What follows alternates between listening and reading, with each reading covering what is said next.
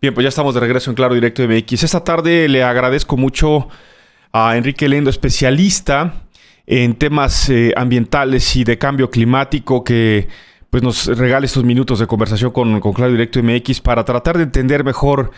Enrique, ha terminado la COP26, esta cumbre ambiental allá en Escocia, con resultados, pues diríamos, variopintos, ¿no?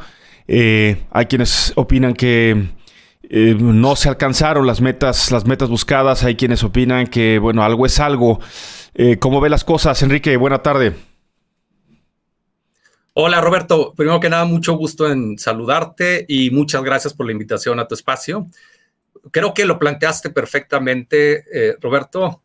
Fue una cumbre muy intensa sobre un tema muy complejo y hay distintas opiniones. Hay quienes piensan que se dio un avance importante, que se fijaron compromisos clave para reducción de emisiones, y hay otros que dicen que no quedó a la altura de las expectativas, tanto de la sociedad civil como de la comunidad científica y como de algunos países vulnerables, Roberto, que ya están sufriendo los impactos del cambio climático.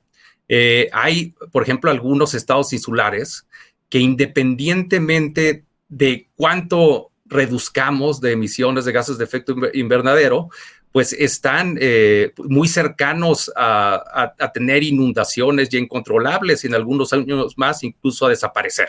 O sea, estos países son los que están pues señalando la urgencia y la falta de compromiso de la mayoría de los países presentes en la reunión para reducir emisiones. Entonces tenemos de todo, unos que opinan que sí hubo avances importantes en materia de reducción de emisiones, en materia de financiamiento, en materia de políticas de adaptación para el cambio climático, en materia de bosques, otros gases que también afectan el calentamiento global, como el metano.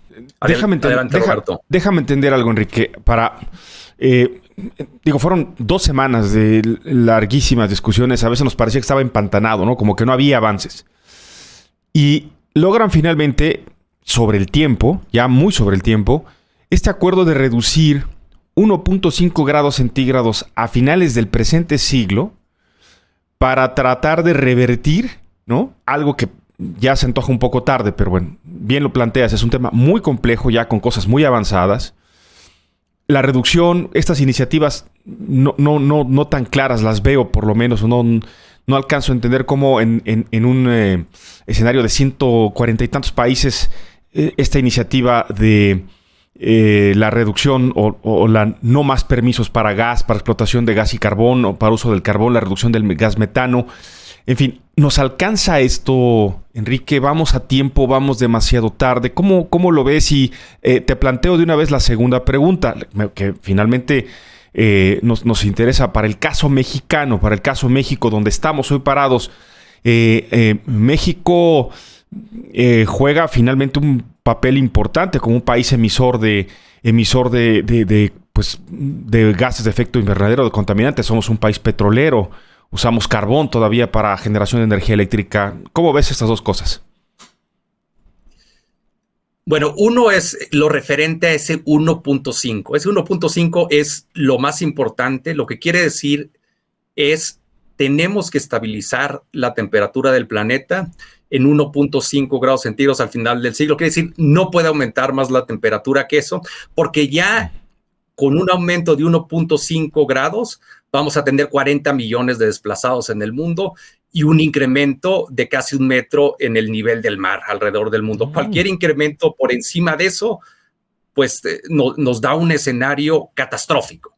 Por eso la meta es importante. Cuando llegamos a Glasgow, la proyección que había, según lo que se ha estado trabajando en compromisos de reducción, lo que se ha estado trabajando en la introducción de energías limpias en todo el mundo, en bosques, nos daba una proyección de 2.7 grados centígrados. O sea, era pues casi el doble de ese 1.5 grados centígrados. Después de Glasgow, con los compromisos que se suscribieron, bajamos ese umbral a 2.4 grados centígrados. Todavía es muy alto, pero sigue siendo catastrófico, implica muerte de una gran cantidad de especies, millones de desplazados a lo largo del mundo. Entonces lo tenemos que reducir, no tenemos opción a ese 1.5 grados centígrados.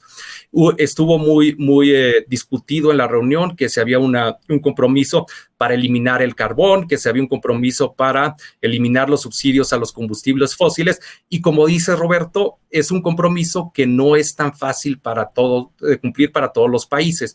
México es un país petrolero, bien lo señalaste, y otros países que dependen del uso de carbón, como China, como India, como Rusia, incluso el mismo Estados Unidos, se opusieron a que se eliminara el uso de carbón en los próximos años.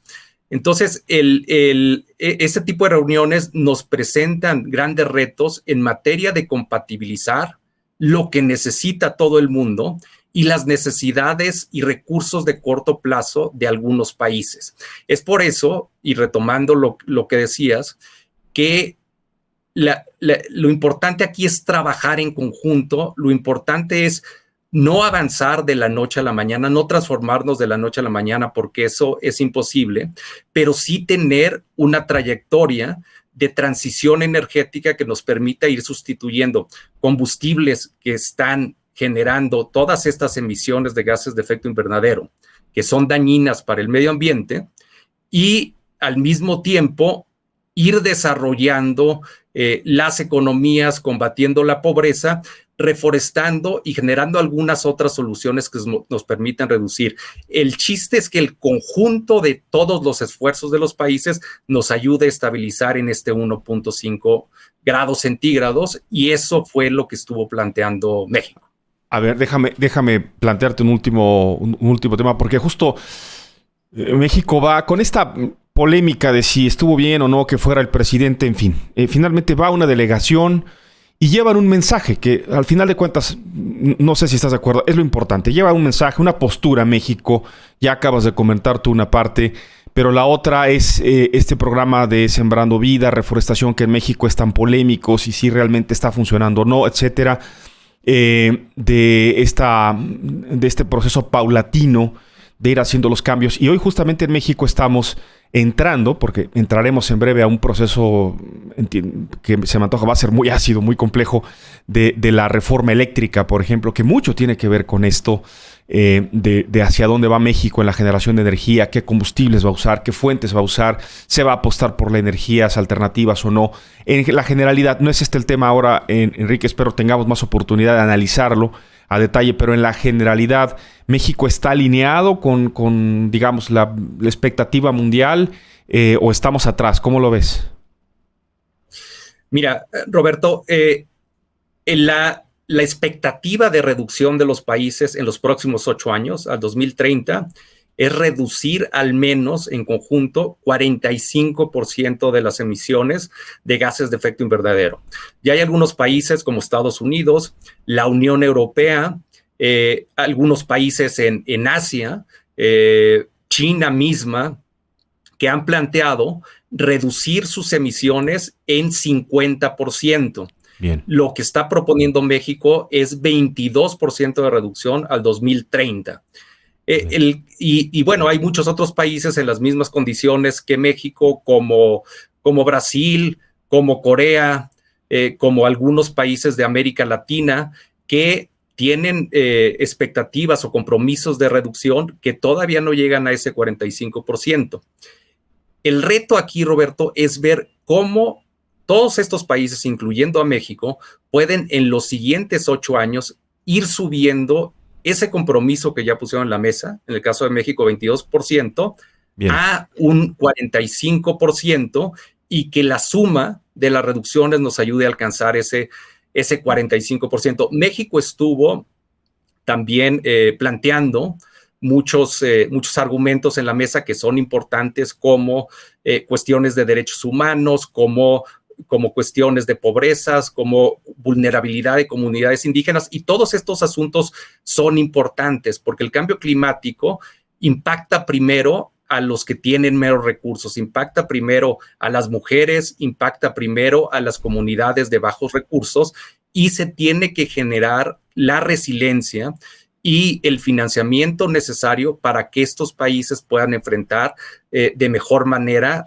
todos los impactos del cambio climático que ya se están sufriendo. Pues vaya tema, desde el principio, ¿no? Lo comentabas, un tema muy, muy complejo. Enrique, te agradecemos mucho estos minutos para entender en una primera visión, muy general todavía, estos acuerdos, estos alcances de la COP26. Y ojalá tengamos, si nos lo permites, oportunidad de irlo entendiendo, desglosando más adelante, porque hay mucho, mucho trabajo que hacer en los próximos meses y años. Enrique, muchas gracias. Al contrario, Roberto, muchas gracias a ti. Te mando un saludo. Gracias, igualmente, Enrique Lendo, especialista en temas ambientales y cambio climático. Vamos a pausa, vaya, no se vaya, volvemos con más.